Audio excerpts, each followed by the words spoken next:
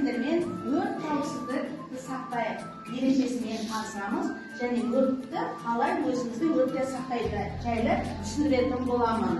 Балалар, қараңдаршы. Мына мен қолымдағы не? Сіріңке, иә?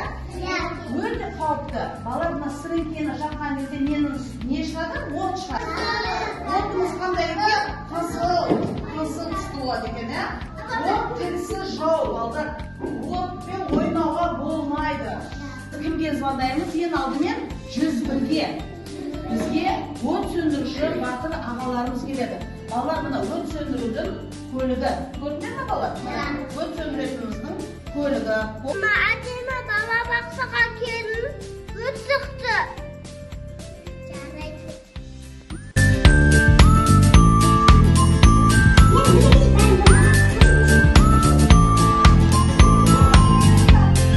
Ата-аналарымыз жұмыста болған кезде балалар, ешқашанда балалар сіріңкемен ойнауға болмайды.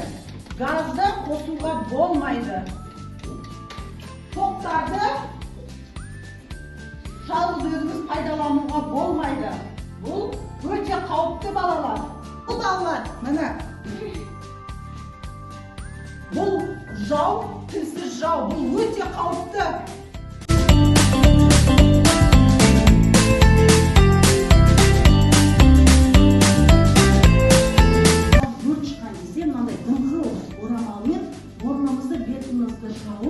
Тыныштық сақтап, апайдың айтқан істеп бәріміз сыртқа шығуға